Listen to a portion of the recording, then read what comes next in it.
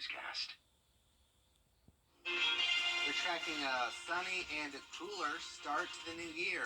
I'll have details coming up in your Viper 6 forecast. Right now on News Channel 6 at 7, flu cases are on the rise. What symptoms you should look out for. Also ahead, Kwanzaa celebrations are underway. We're breaking down the meaning of each day. And how a photographer's work gives South Carolina its only civil rights museum, as your News at 7 starts now. Live from Television Park, this is WJBF News Channel 6 at 7. Good evening, everyone. You're watching News Channel 6 at 7. I'm Hannah Latier. Thank you for joining us. Coverage you can count on begins with an unfortunate side effect of the holidays. While you've been gathering with friends and loved ones this season, germs and viruses have been gathering too. I spoke with doctors about what they've been seeing here in the CSRA. Coughing, sneezing, fever, congestion, shortness of breath, aches and chills. All are symptoms of a viral infection. Local doctors tell us that since November, they've seen more cases of multiple viruses, with the flu being number one. We've been seeing a lot of flu, A and B. We have been seeing some RSV.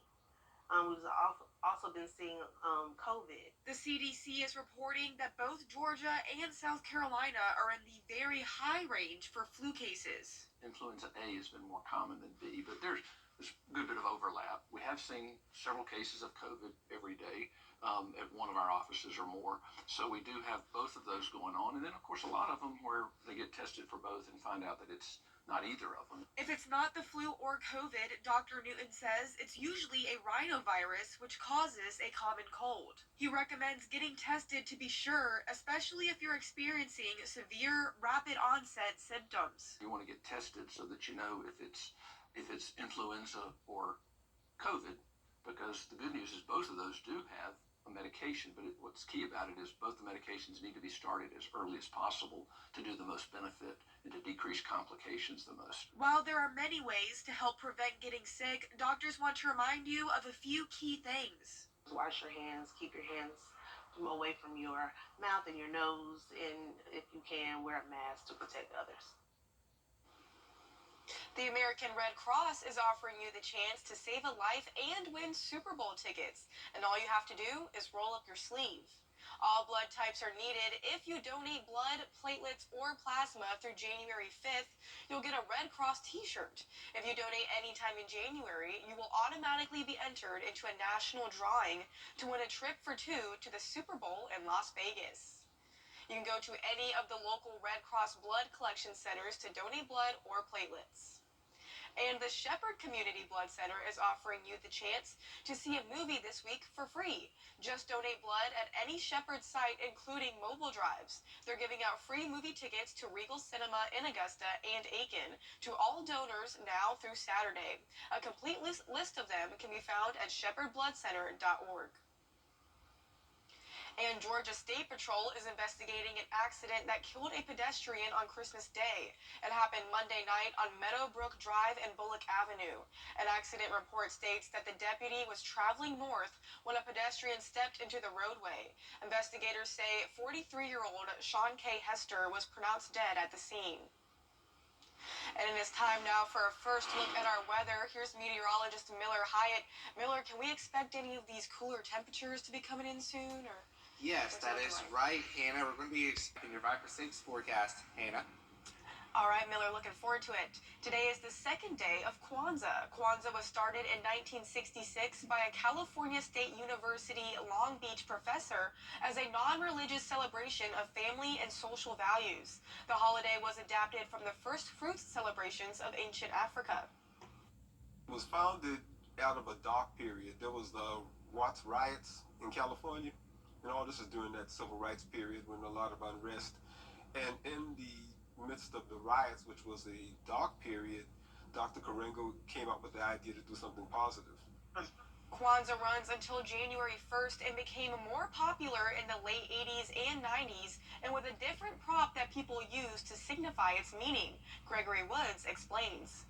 Kwanzaa is about family, African Americans, our culture, our accomplishments, as well as reflecting on our ancestors. The Kinara holds the 7 candles, which represents each day of Kwanzaa.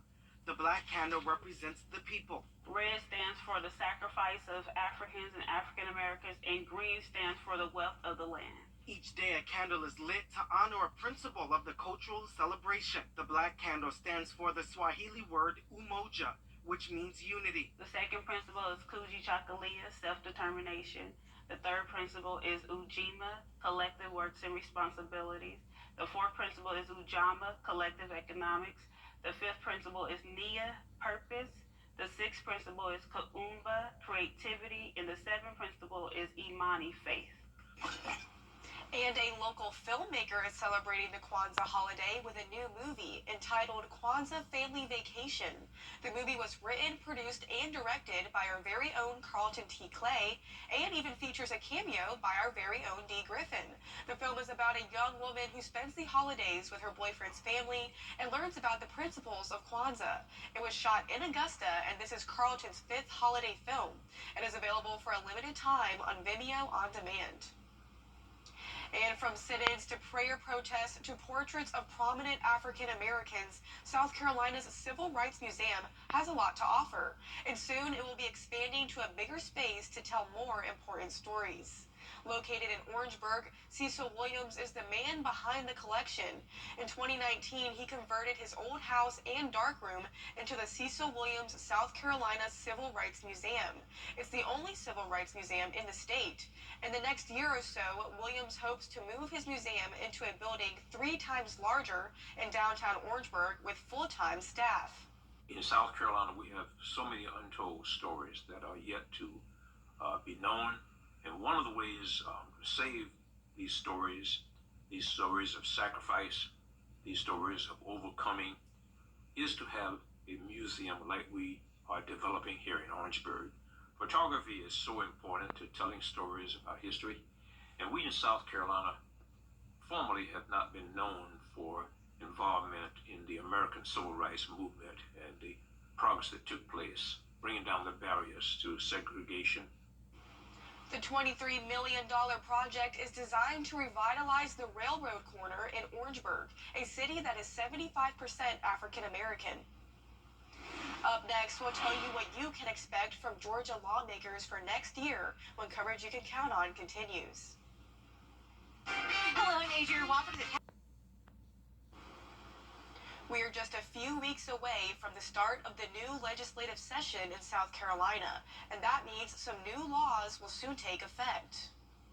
One of the big things lawmakers did in 2023 was make trafficking fentanyl a felony. The South Carolina High School League will use a redefined formula for school attendance to change how schools are classified. The State Department of Social Services can now draw down federal money to provide assistance to kinship caregivers. DHEC's Health and Environmental Divisions was split into 2. The state Supreme Court upheld the abortion ban, and SLED now has a statewide school safety training center. So that's what we're doing. That's what this school is going to be used for law officers, for school administrators, for teachers, for bus drivers, for everyone in between, to be able to simulate and respond to an active shooter situation in a school. And of course, that will also transfer to other such buildings and locations. The Department of Social Services also became the first state agency certified in sensory inclusiveness to better serve people with special needs. And in Georgia, state lawmakers will return for the state legislative session on January 8th. Atlanta Bureau Chief Archith Seshadri gives us a preview. The 40-day window will see bills shuffle from chamber to chamber. Gaming is coming back.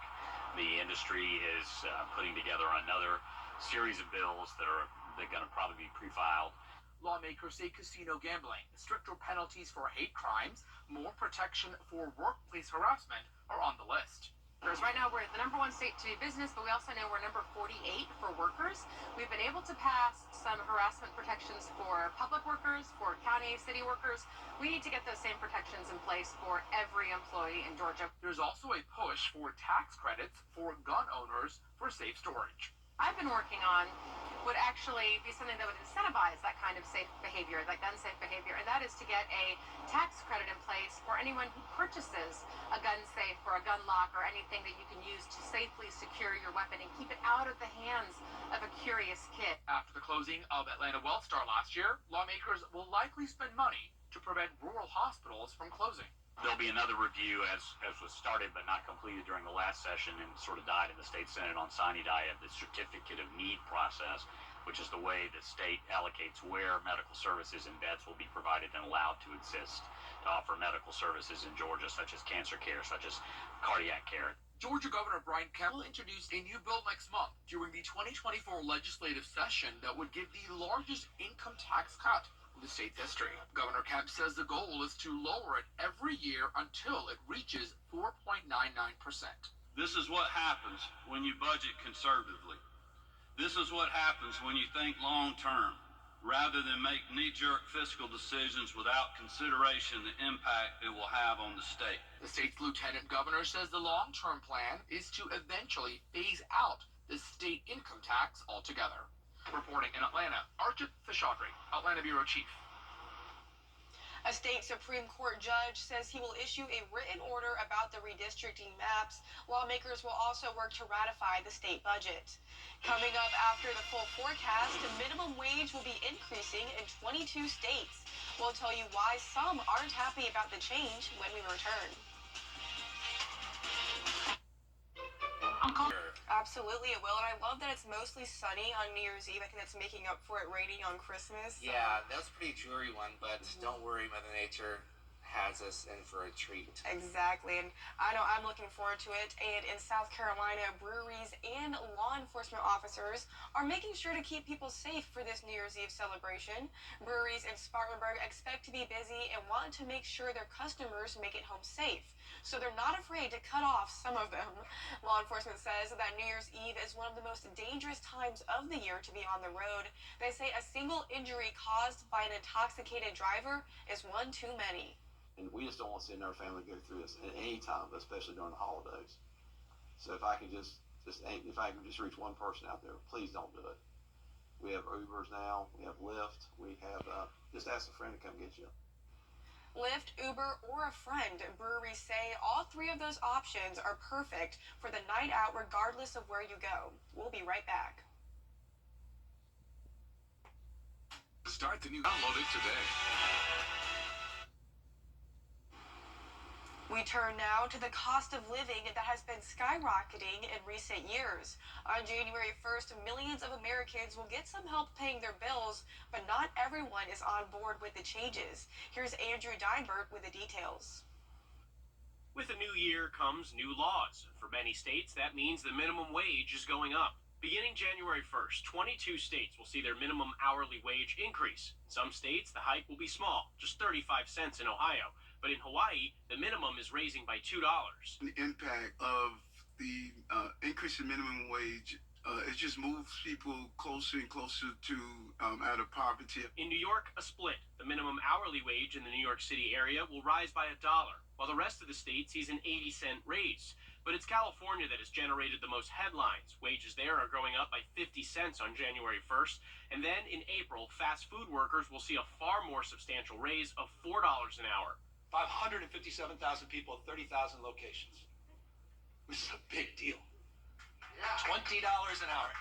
80% of the workforce in these fast food places, 80% are people of color.